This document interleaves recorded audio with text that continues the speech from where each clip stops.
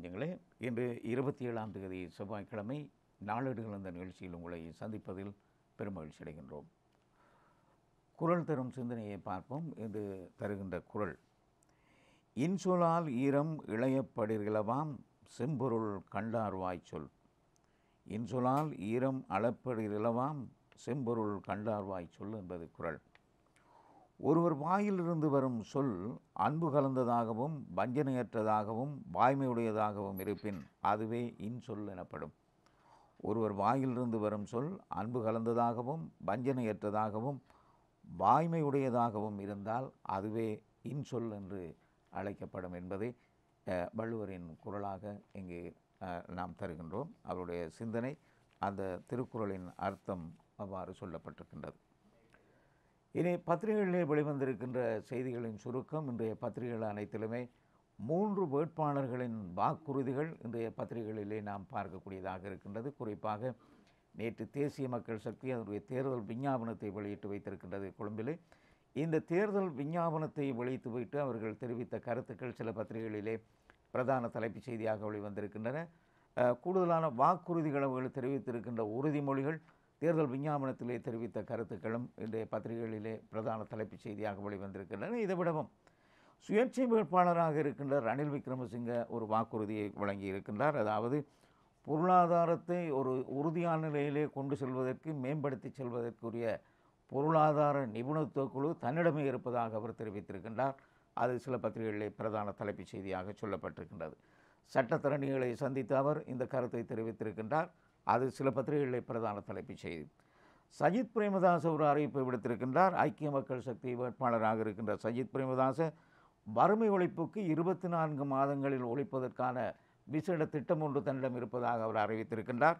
இதன்படி மாதாந்தம் 20,000 ரூபாய் வறுமை ஏற்படுகின்ற குடும்பங்களுக்கு மாதாந்தம் 20,000 ரூபாவை வழங்குவதற்கு தான் திட்டமிட்டிருப்பதாக அவர் தெரிவித்திருக்கின்றார். அதுவும் ஒரு தேர்தல் வாக்குறுதியாக நாம் பார்க்கக்கூடியதாக இருக்கின்றது. அன்றகுமார திசாநாயக்க நேற்று தன்னுடைய மேனிஃபெஸ்டோ, அதாவது தேர்தல் விஞ்ஞாபனத்தை வெளியிட்டு வைத்து உரையாற்றிய போது ஒரு கருத்தை தெரிவித்திருக்கின்றார். நல்லாட்சியினால் விடப்பட்ட சில விடயங்களை நான் தொடர்ந்து உறுதியுடன் முன்னெடுப்பதாகவும் அந்த பணிகளை நிறைவு செய்ய போவதாகவும் தெரிவித்திருக்கின்றார். அதுவும் தேர்தல் வாக்குறுதிகளாக 3 பிரதான வேட்பாளர்களின் வாக்குறுதிகளாக நாம் இங்கே பார்க்கக்கூடியதாக இருக்கின்றது. இந்த தேர்தல் விஞ்ஞாபனத்தை வெளியிட்டு வைத்து நேற்று அவர்கள் விஞ்ஞாபனத்திலே தெரிவிக்கப்பட்ட கருத்துக்கள் சில முக்கியமாக தெரிவிக்கப்பட்டிருப்பதையும் நாம் இன்றைய பத்திரிகைகளிலே பார்க்கக்கூடியதாக இருக்கின்றது. இதைவிடம் எல்பிடிஏ பிரதேச சபையினுடைய தேர்தல் தொடர்பான அறிவிப்பு வெளியாக இருக்கின்றது. உங்களுக்கு தெரியும், ஏற்கனவே 4 தடவைகள் வரவு செலவு திட்டம் தோற்கடிக்கப்பட்ட நிலையிலே அந்த எல்பிடிஏ பிரதேச சபை, அதாவது காலி மாவட்டத்தில் உள்ள எல்பிடிஏ பிரதேச சபை அதனுடைய இது ஒத்திவைக்கப்பட்டு விசேட ஆணையாளரின் கீழ் வைக்கப்பட்டிருந்தது. இதற்கான தேர்தல் அறிவிப்பு இப்பொழுது வெளியிடப்பட்டிருக்கின்றது.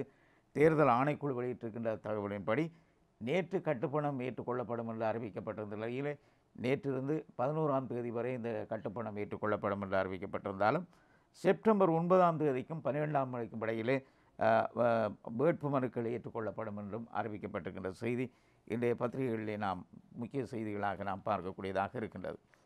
வீரகேசரி பத்திரிகையிலிருந்து ஆரம்பிக்கின்றோம். வீரகேசரி பத்திரிகையின் பிரதான தலைப்புச் செய்தி: நல்லாட்சியின் பணிகளை நிறைவு செய்வோம், புதிய அரசியலமைப்பு உருவாக்கம் தொடர்பிலே தேசிய மக்கள் சக்தியின் தேர்தல் விஞ்ஞாபனத்தில் தெரிவிக்கப்பட்டிருக்கின்றது என்பது இங்கே பிரதான தலைப்புச் செய்தி.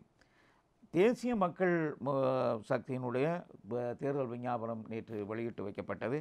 கொழும்பிலே நடந்த ஒரு தனியார் விடுதி ஒன்றிலே இந்த தேர்தல் விஞ்ஞாபனம் வெளியிட்டு வைக்கப்பட்டிருக்கின்றது. நல்லாட்சி அரசாங்கம் புதிய அரசியலமைப்பு ஒன்றினை தயாரிப்பதற்காக முன்னெடுத்த செயல்பாடுகளை துரிதமாக நிறைவு செய்து புதிய அரசியலமைப்பு ஒன்றை தயாரிப்போம் என்று தேசிய மக்கள் சக்தியின் ஜனாதிபதி வேட்பாளர் அன்றகுமார திசாநாயக்க தேர்தல் விஞ்ஞாபனத்தில் தெரிவித்திருக்கின்றார் என்று இந்த செய்தியிலே சொல்லப்பட்டிருக்கின்றது.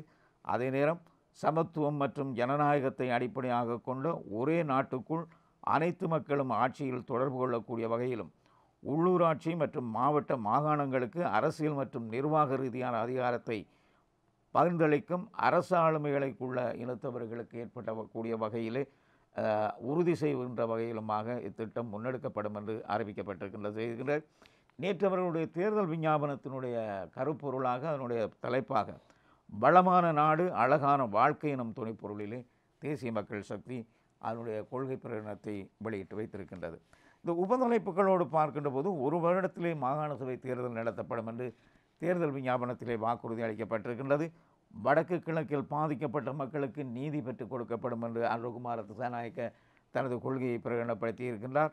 இனக்கட்டமைப்பை மாற்றியமைக்கும் குடியேற்றங்கள் நிறுத்தப்படும் என்றும் அவர் தெரிவித்திருக்கின்றார். அதே நேரம் காணாமல் போனோர் ஆட்கடத்தல்கள் தொடர்பிலே விசாரணை மேற்கொள்ளப்படும் என்றும் தேர்தல் விஞ்ஞாபனத்திலே தெரிவித்திருக்கின்றார். அதே நேரம் அரசியல் கைதிகள் தொடர்பாக விசாரணை நடத்தி பூரணமாக அவர்கள் விடுதலை செய்யப்படுவார்கள் என்று அவர் வாக்குறுதி அளித்திருக்கின்றார் என்பது வீரகேசரி பத்திரிகையின் பிரதான தலைப்புச் செய்தி.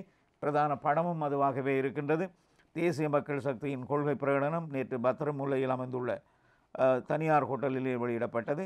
ஜனாதிபதி வேட்பாளர் அனுரகுமார திசாநாயக்க கொள்கை பிரகடனத்தின் பிரதிகளை சர்வமத தலைவர்களுக்கு வழங்கிய போது பிடிக்கப்பட்ட படம் இங்கே பிரதான படமாக பிரசுரிக்கப்பட்டிருக்கின்றது. ஐக்கிய மக்கள் சக்தியினுடைய தேர்தல் வாக்குறுதியாக ஒன்றை பார்க்கக்கூடியதாக இருக்கின்றது. சஜித் பிரேமதாச அறிவித்திருக்கின்றார். மாதாந்தம் 20,000 ரூபாவை வழங்குவதற்கு நடவடிக்கை, 24 மாதங்களிலே வறுமையை ஒழிப்போம் என்று சஜித் பிரேமதாச தெரிவித்திருக்கின்றார் என்பது இங்கே இன்னும் ஒரு சிறப்பு தலையங்கப்பட்ட செய்தியாக நாம் பார்க்கக்கூடியதாக இருக்கின்றது. அரசாங்கத்தின் கொள்கைகளால் லட்சக்கணக்கானோர் வறுமைக்குள்ளாகி இருக்கின்றார்கள். இவர்களின் வறுமையை போக்குவதற்காக எமது ஆட்சியில் வறுமை ஒழிப்பு திட்டத்தின் ஊடாக மாதாந்தம் 20,000 ரூபாவை வழங்கி 24 மாதங்களில் வறுமையை ஒழிப்போம் என்று அவர் தெரிவித்திருக்கின்றார். ஒரு தேசிய வேலை திட்டத்தை முன்னெடுத்து இதற்கான பணிகளை முன்னெடுக்கப் போவதாக சஜித் பிரேமதாச தெரிவித்திருக்கின்றார் என்பது இங்கே சிறப்பு தலையங்கமிடப்பட்ட ஒரு செய்தியாக நாம் பார்க்கக்கூடியதாக இருக்கின்றது. ஏழ்மையான நாடு, துயரமான வாழ்க்கைக்கான பயணப்பாதை. ஜேவிபியின் தேர்தல் விஞ்ஞாபனம் குறித்து நிதி ராஜாங்க அமைச்சர் ஒரு கருத்தை தெரிவித்திருக்கின்றார். நேற்று கொழும்பிலே நடத்திய செய்தியாளர் மாநாட்டிலே சந்திரசிங்க தெரிவித்திருக்கின்றார், ஒரு கருத்தை தெரிவித்திருக்கின்றார். அதாவது ஜேவிபியினுடைய, அதாவது தேசிய மக்கள் சக்தியினுடைய அவர்களுடைய தேர்தல் விஞ்ஞாபனம் ஒரு பலமான நாடு, அழகான வாழ்க்கை என குறிப்பிடுவதை விட ஏழ்மையான நாடு, துயரமான வாழ்க்கைக்கான பயணப்பாதை என குறிப்பிடுவதே மிக பொருத்தமானது என்று அவர் தெரிவித்திருக்கின்றார். அது தொடர்பான செய்தியினை பத்திரிகைகளை பார்க்கின்ற போதும் நாம் விரிவாக பார்க்கக்கூடியதாக இருக்கும். ஜனாதிபதியின் படத்தோடு ஒரு செய்தி இங்கே பிரசுரிக்கப்பட்டிருக்கின்றது. என்னிடமே சிறந்த பொருளாதார அணி, சட்டத்தரணிகளுடனான சந்திப்பில் ஜனாதிபதியை தெரிவித்திருக்கின்றார். அது இன்னொரு தமிழ் பத்திரிகையை பார்க்கின்ற போது விரிவாக பார்க்கக்கூடியதாக இருக்கும். இது வீரகேசரி பத்திரிகையின் முக்கிய முன்பக்க செய்திகளவை. தினகரன் பத்திரிகையை பார்ப்போம். தினகரன் பத்திரிகையின் பிரதான தலைப்புச் செய்தி ஜனாதிபதி ஆற்றிய உரைதான் இங்கே பிரதான தலைப்புச் செய்தி. சட்டத்தரணிகளோடு நடந்த சந்திப்பின் போது ஜனாதிபதி தெரிவித்த கருத்து இங்கே பிரதான தலைப்புச் செய்தி. நாட்டின் பொருளாதாரத்தை முன்னோக்கி கொண்டு செல்லும் சிறந்த குழு என்னுடன், சட்டத்தரணிகளுடனான சந்திப்பில் ஜனாதிபதியை தெரிவித்திருக்கின்றார் என்பது இங்கே சொல்லப்பட்டிருக்கின்றது. உபதலைப்புகளாக இது கட்டமிடப்பட்டிருக்கின்றது. எனது குழுவுக்கு சவால் விடக்கூடிய குழு ஒன்று எந்த கட்சியிலும் இல்லை. ஜனாதிபதி யார் என்பதில் போட்டி கிடையாது. மக்களை வாழ வைப்பது தொடர்பிலேயே போட்டி உருவாகியிருக்கின்றது என்றும் ஜனாதிபதி சட்டத்தரணிகள் மத்தியிலே தெரிவித்திருக்கின்றார். கேஸ் சிலிண்டர்களை தேடிச் செல்வதிலிருந்து விடுபடவே இம்முறை வாக்களிக்க வேண்டும், அதுவே உங்களுடைய வேலையாக இருக்க வேண்டும் என்று ஜனாதிபதி வேண்டுகோள் விடுத்திருக்கின்றார். நல்லாட்சியில் திருடர்களை பிடிக்கும் பொறுப்பை ஏற்ற ஜேவிபி தோல்வியடைந்தது என்று ஜனாதிபதி சுட்டிக்காட்டியிருக்கின்றார். அதே நேரம் ஒரு உதாரணத்தை ஒப்பீட்டளவிலே சொல்லியிருக்கின்றார். எலிகளை பிடிக்க பற்கள் உள்ள பூனையே தேவை, பற்கள் இல்லாத பூனையை ஏசுவதில் பயனில்லை என்று ஜனாதிபதி இந்த கருத்தை தெரிவித்திருக்கின்றார் என்று இங்கே சொல்லப்பட்டிருக்கின்றது. பலத்த கரகோஷங்களுக்கு மத்தியிலே அவருடைய இந்த கருத்து முன்வைக்கப்பட்டதாக இங்கே சொல்லப்பட்டிருப்பதை நாம் பார்க்கக்கூடியதாக இருக்கின்றது. நேற்று முன்தினம் இந்த சந்திப்பு இடம்பெற்றதாக தினகரன் அதனை பிரதான தலைப்புச் செய்தியாக வெளியிட்டிருக்கின்றது. ஜீவன் தொண்டமானின் படத்தோடு ஒரு செய்தி. நீர்க்கட்டணத்தை 7% குறைக்க அரசாங்கம் தீர்மானம். ஜீவனின் கோரிக்கைக்கு அமைச்சரவை அனுமதி வழங்கியிருக்கின்றது. இந்த அமைச்சரவை அனுமதி ஏற்கனவே வெளியிடப்பட்ட நிலையிலே உத்தியோகபூர்வமாக நேற்று இதனுடைய அறிவிப்பு வெளியாகி இருக்கின்றது. சமுத்தி பெறுபவர்கள் மற்றும் தோட்ட குடியிருப்பு தவிர்ந்த வீட்டு பாவனையாளர்களின் நீர் கட்டணங்கள் குறைக்கப்படுவதாக அறிவிக்கப்பட்டிருக்கின்றது. இவர்களுக்கான கட்டணங்கள் 7% குறைக்கப்படும் என தேசிய நீர்வளங்கள் மற்றும் வடிகால் அமைப்பு சபை அறிவித்திருப்பதாக இந்த செய்தியில் சொல்லப்பட்டிருக்கின்றது. நேற்று தொடர்பான அறிக்கை வெளியிடப்பட்டது. அந்த அறிக்கையை ஆதாரம் காட்டிய செய்தியை இங்கு முக்கிய செய்தியாக தரப்பட்டிருக்கின்றது. விளைவிகார அமைச்சரின் படத்தோடு ஒரு செய்தி தரப்பட்டிருக்கின்றது. அலி சப்ரியின் படத்தோடு மனித உரிமை ஆணையாளரின் குற்றச்சாட்டுக்கள் ஆதாரமற்றவை, இலங்கை நிராகரிப்பு, உறுப்பு நாடுகளுக்கு விளக்கம் என்ற ஒரு செய்தியும் தரப்பட்டிருக்கின்றது. மனித உரிமைகள் பேரவையிலே ஐநா மனித உரிமை பேரவையிலே இலங்கை தொடர்பாக தெரிவிக்கப்பட்ட கருத்துக்களுக்கு இலங்கை உத்தியோகபூர்வமாக தனது பதிலை அனுப்பியிருக்கின்றது. அதிலே குற்றச்சாட்டுகள் அனைத்தையும் நிராகரிப்பதாக இலங்கை தெரிவித்திருக்கின்றது. ஐக்கிய நாடுகள் மனித உரிமைகள் உஸ்தானிகர் வால்டர் ட்ராக் முன்வைத்த குற்றச்சாட்டுக்களை இலங்கை அரசாங்கம் முற்றாக மறுத்திருக்கின்றது. இலங்கை மனித உரிமை நிலவரம் குறித்து ஐக்கிய நாடுகள் மனித உரிமை ஆணையாளரின் முழுமையான அறிக்கை அண்மையிலே வெளியிடப்பட்டிருந்தது. அதற்கு இலங்கை உத்தியோகபூர்வமாக கருத்து தெரிவித்திருக்கின்ற பதிலளித்திருக்கின்ற அதே நேரம் முற்றாக மறுப்பதாகவும் அறிவித்திருக்கின்றார்கள். அது இங்கே முக்கியமான செய்தி. அமைச்சர் ராஜாங்க அமைச்சர் சேகான் சேமசிங்கவின் படத்தோடு ஒரு செய்தி. தேசிய மக்கள் சக்தியின் தேர்தல் விஞ்ஞாபனம் யதார்த்தமற்றது. அவர் கூறுகின்றார், தேசிய மக்கள் சக்தி தமது தேர்தல் விஞ்ஞாபனத்திலே வறுமை நாடு கஷ்டமான வாழ்க்கை என்ற பாதையில் பயணிக்கும் விடயங்களையே அவர்கள் சுட்டிக்காட்டியிருக்கின்றார்கள். வளமான நலமான மகிழ்ச்சியான நாடு என்று அவர்கள் குறிப்பிட்டிருந்தாலும் வறுமைக்கு நோக்கி செல்கின்ற ஒரு தேர்தல் விஞ்ஞாபனமாகவே அதனை பார்க்க முடிகின்றது என்று அவர் தெரிவித்திருக்கின்றார். அது இங்கே முக்கிய செய்தியாக தரப்பட்டிருக்கின்றது. முன்னாள் ஆளுநர் முன்னாள் அமைச்சர் ஹிஸ்புல்லாவின் படத்தோடு ஒரு செய்தியை பார்க்கக்கூடியதாக இருக்கின்றது. கட்சி முடிவெடுத்தால் ஜனாதிபதிக்கு ஆதரவு என்ற ஒரு கருத்தை தெரிவித்திருக்கின்றார். முஸ்லீம் காங்கிரஸ் ஐக்கிய மக்கள் சக்தியை ஆதரிப்பதற்கு தீர்மானித்து முழுமையாக இறங்கிய தேர்தல் பிரச்சாரங்களிலே ஈடுபடுகின்ற நிலையிலே அந்த கட்சியினுடைய முக்கியஸ்தராக இருக்கின்ற சிரேஷ்ட உறுப்பினர் கிழக்கு மாகாண முன்னாள் ஆளுநர் எம்எல்ஏஎம் ஹிஸ்புல்லா ஒரு கருத்தை தெரிவித்திருக்கின்றார். கட்சி முடிவெடுத்தால் ஜனாதிபதியை ஆதரிப்பேன், கட்சியின் தீர்மானமே இறுதி தீர்மானமாக அமையும் என அவர் தெரிவித்திருக்கின்றார். ஜனாதிபதிக்கும் எனக்கும் தனிப்பட்ட குரோதங்கள் கிடையாது. எனது பல்கலைக்கழகத்தை மீள பெற்று தந்த ஒருவர் அவர். அந்த பல்கலைக்கழகத்தை திறந்து வைத்தவரும் மீள திறந்து வைத்தவரும் ஜனாதிபதி, அதிலே பிரதம அதிதியாக கலந்து கொண்டவர். அந்த பெருமைக்குரியவர். அவர்களோடு தனிப்பட்ட ரீதியில் எந்த முயற்சியும் இல்லை.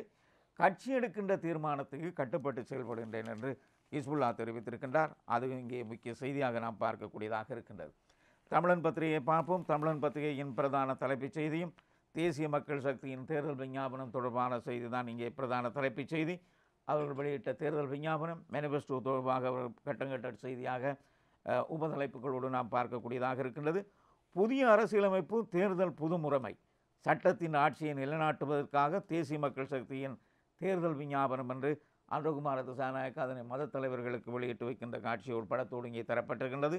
உபதலைப்புகளாக நாம் இந்த செய்தியை பார்க்கின்ற பொழுது, ஜனாதிபதி முறையை மாற்றியமைப்பதற்கான கொள்கை, ஆட்சியில் 25 அமைச்சர்கள் மாத்திரமே பதவி வகிப்பார்கள், பாராளுமன்ற உறுப்பினர்களுக்கான ஓய்வூதியம் மற்றும் வாகனங்களுக்கான உரிமம் ரத்து செய்யப்படும் என்று அவர்கள் தேர்தல் விஞ்ஞாபனத்திலே வாக்குறுதி அளித்திருக்கின்றார்கள். எந்த பாராளுமன்ற உறுப்பினர்களுக்கும் ஓய்வூதியம் மற்றும் வாகன உரிமம் வழங்கப்படாது, அது ரத்து செய்யப்படும் என்று அவர்கள் உறுதிமொழி வழங்கியிருக்கின்ற அதே நேரம் மொழி உரிமை சமத்துவமாக பேணப்படும். எந்த ஒரு மொழியும் எந்த ஒரு தன்னை தலைத்து உரிமையாக்கி கொள்கின்ற நிலை இருக்காது. நாட்டிலே சகலரும் சமம், மொழியும் சமம், 2 மொழிகளும் தேசிய மொழிகளாக பயன்படுத்தப்படும் என்ற வாக்குறுதி அளிக்கப்பட்டிருக்கின்றது. நிதி மோசடியில் ஈடுபட்டவர்கள் மீதான வழக்கு விசாரணைகளுக்காக விசேட நீதிமன்றங்கள் உருவாக்கப்பட்டு விசாரணைகள் முன்னெடுக்கப்படும் என்று அன்றகுமார திசாநாயக்க தனது தேர்தல் விஞ்ஞாபனத்திலே தெரிவித்திருக்கின்றார். உயிர்த்த ஞாயிறு தின தாக்குதலுடன் தொடர்புடையவர்களை சட்டத்தின் முன் நிறுத்துவதற்கான வேலை திட்டமும் தாங்கள் முன்னெடுப்பதாக அன்றகுமார திசாநாயக்க தேர்தல் விஞ்ஞாபனத்திலே தெரிவித்திருக்கின்றார் என்பது தமிழன் பத்திரிகையின் இங்கே பிரதான தலைப்புச் செய்தி. முன்னாள் அமைச்சர் ஹக்கீம், அதாவது முஸ்லீம் காங்கிரஸ் தலைவனுடைய படத்தோடு இங்கே ஒரு செய்தி. ரணிலை பற்றி பேசுவதில் அர்த்தமில்லை, ரவுஃப் ஹக்கீம் தெரிவிப்பு. எதிர்க்கட்சித் தலைவர் சஜித் பிரேமதாசவின் ஆட்சி காலத்தில் திருகோணமலை மாவட்டத்துக்கு பாரிய அபிவிருத்தி யுகம் ஒன்று உருவாகும். அதேபோன்று எங்களின் செயல்பாடுகளுக்கு ரணில் விக்ரமசிங்க பொருட்டல்ல, அவரை பற்றி பேசுவதிலும் பயனில்லை என்று ஸ்ரீலங்கா முஸ்லீம் காங்கிரஸின் தலைவர் ரவுஃப் ஹக்கீம் தெரிவித்ததாக இந்த செய்தியில் சொல்லப்பட்டிருக்கின்றது. ஒரு படம் இங்கே பிரசுரிக்கப்பட்டிருக்கின்றது. ஆங்கில பத்திரிகைகளிலும் நாம் இந்த படத்தை பார்க்கக்கூடியதாக இருக்கின்றது.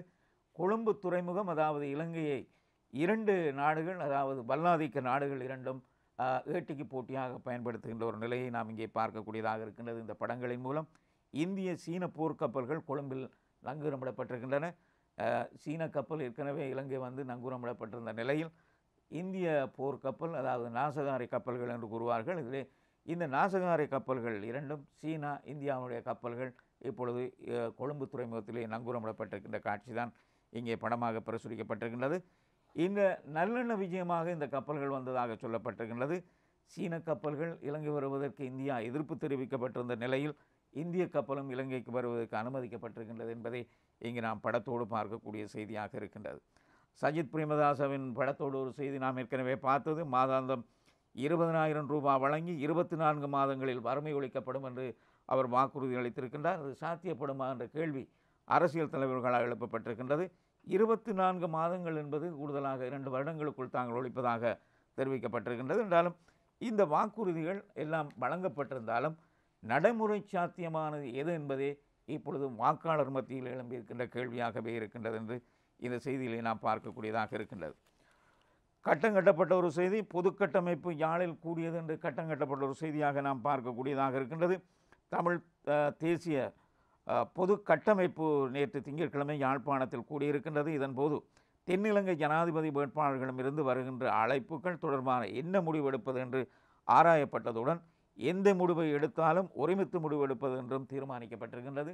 தேர்தல் முடியும் வரை தமிழ் கட்சிகள் பொது கட்டமைப்போடு சேர்ந்து செயல்படுவதற்கும் ஒரே உறுதியான முடிவை எடுப்பதற்கும் தீர்மானித்திருக்கின்றார்கள்.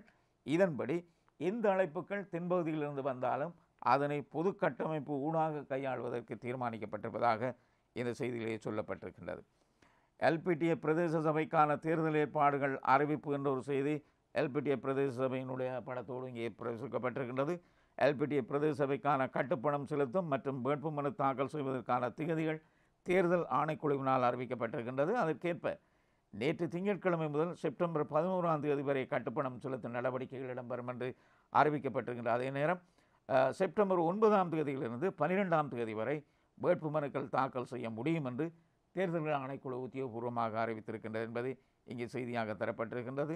இந்த எல்பிடிஏ பிரதேச சபை தொடர்பான சர்ச்சையை தொடர்ந்தது. கடந்த வரவு செலவு திட்டத்திலே 4 தடவைகள் இந்த எல்பிடிஏ பிரதேச சபையிலே வாக்களிப்புகளின் போது தோற்கடிக்கப்பட்டன. இந்த 4 தடவைகள் வரவு செலவு திட்டம் தோற்கடிக்கப்பட்டதால் இந்த பிரதேச சபையின் வாக்கெடுப்புகள் தோற்கடிக்கப்பட்டதனால் விசேட ஆணையாளரின் கட்டுப்பாட்டின் கீழ் இந்த பிரதேச சபை செயல்பட்டு வந்தது. என்றாலும் இதனுடைய காலம் முடிந்ததனால் தேர்தலுக்கு அறிவிக்கப்படப்பட்டிருக்கின்றது என்பதை இங்கே முக்கிய செய்தியாக தரப்பட்டிருக்கின்றது. கனடா தமிழர் திருவிழாவில் குழப்பம், பாடகர் ஸ்ரீனிவாசையும் தாக்க முயற்சி என்று மஞ்சள் நிற வர்ண பின்னணியோடு ஒரு செய்தி பிரசுரிக்கப்பட்டிருக்கின்றது. கனடாவின் டொரண்டோ நகரிலே நடந்த தமிழர் திருவிழாவிலே குழப்பம் ஏற்பட்டிருக்கின்றது. இந்த நிகழ்வில் தென்னிந்திய பாடகர் ஸ்ரீனிவாஸ் மீது சில பொருட்கள் வீசப்பட்டு தாக்குதல் முயற்சி மேற்கொள்ளப்பட்ட நிலையிலே அந்த நிகழ்ச்சி இடைநடுவில் கைவிடப்பட்டிருப்பதாக இந்த செய்தியில் சொல்லப்பட்டிருக்கின்றது.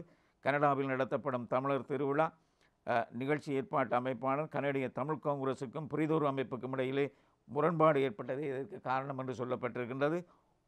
ஒருவர் மீது குற்றம் சாட்டியிருக்கிறார்கள். இந்த குழுக்களிலே ஒன்று அரசாங்கத்துக்கு சார்பாக நடக்கின்றது என்று ஒரு குழு குற்றம் சாட்டியிருந்த நிலையிலே இந்த கைகலப்பும் மோதலும் ஏற்பட்டதாக இந்த செய்தியிலே சொல்லப்பட்டிருக்கின்றது. தினக்குரல் பத்திரிகையை பார்ப்போம்.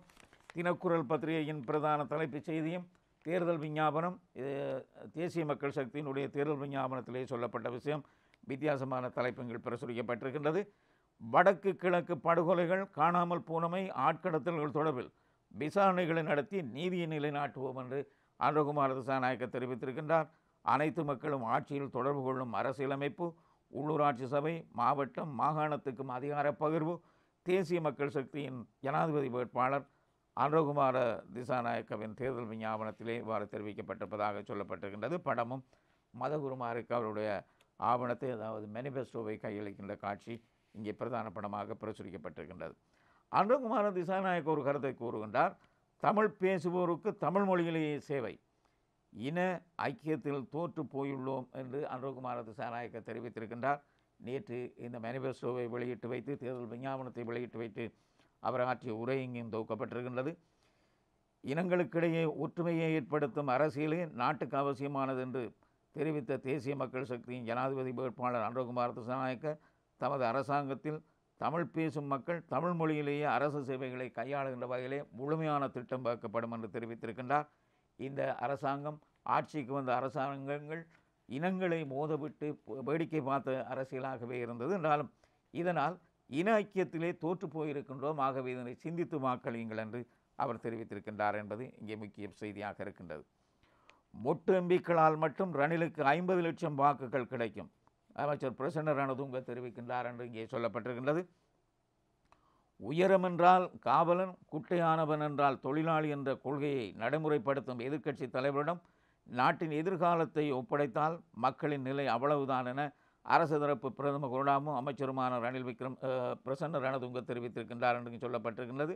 அதாவது இந்த மொட்டு கட்சியில் இருந்து ரணிலுக்கு ஆதரவு வழங்குபவர்களால் 50 லட்சம் வாக்குகளை பெற்றுக் கொடுக்க முடியும் என்று அவர் தெரிவித்திருக்கின்றார் என்பது இங்கே முக்கிய செய்தியாக நாம் பார்க்கக்கூடியதாக இருக்கின்றது. இணைய செய்திகள் நாம் பார்த்த செய்திகளாகவே இருக்கின்றன. தொடர்ந்து இணைந்திருங்கள். சிறிய இடைவேளையின் பின்பு மீண்டும் சந்திக்கின்றோம்.